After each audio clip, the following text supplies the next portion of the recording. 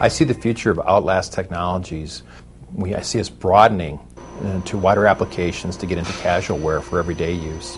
I see us moving more into military applications because already it's being adopted across the world, particularly by European armies. And I see us moving into packaging, labels in particular. Imagine keeping a drink colder longer with something as simple as a label. So it has a huge application across a wide variety of areas. I look forward to growing this company.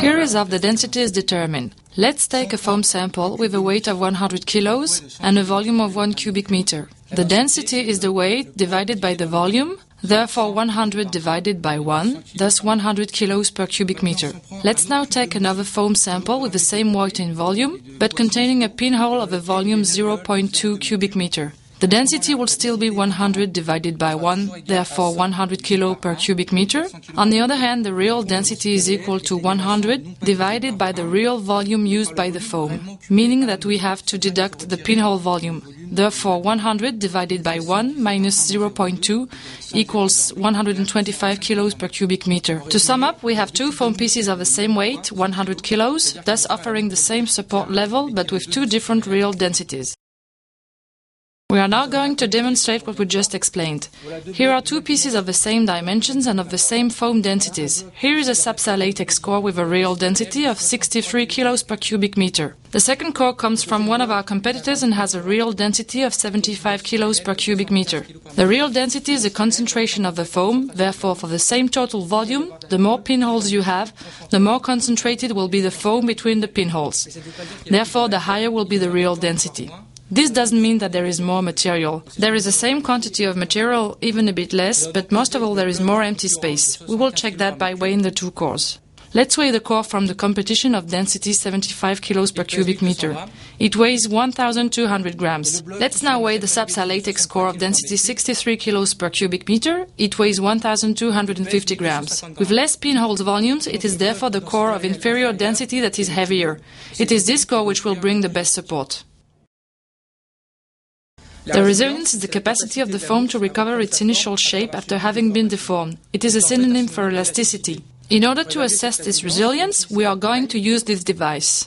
We put the foam core under this plate. The plate will go down, measure the thickness of the core, and sink until 70% of the thickness measured. Then the plate will go up progressively.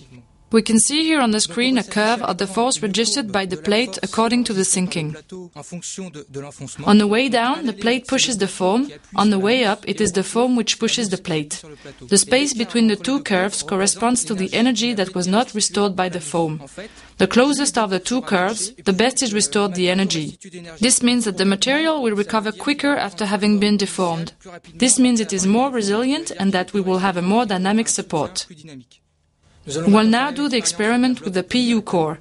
We can see that the two curves are very far from one another, which means that PU restores little energy and is not elastic.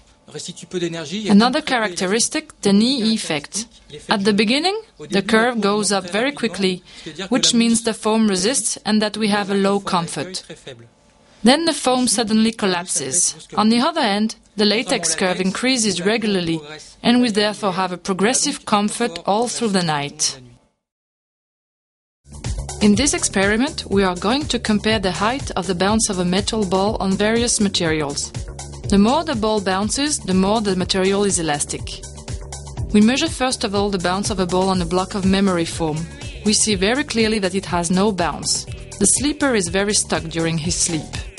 Now on a Sapsa latex core, the ball bounces relatively high. Our latex is sharply more elastic, which facilitates the movements of the sleeper and allows a better rest. On the same idea, we measure the bounce of similar metal balls on a Sapsa latex core on the left and on the latex core from the competition on the right. We notice clearly that the ball bounce is higher and longer on the Sapsa latex core.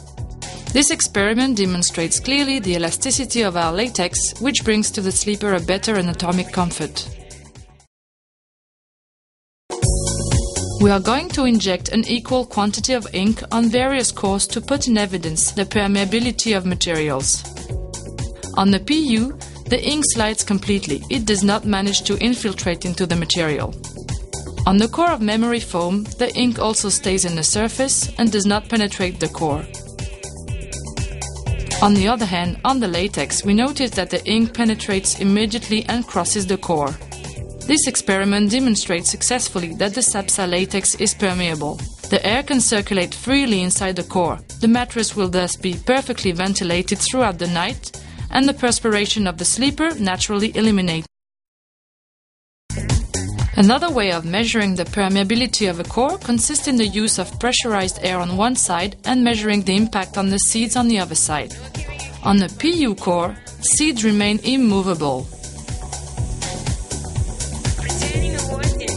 On the Sapsa latex core, seeds fly away. The air circulates. The mattress is perfectly ventilated.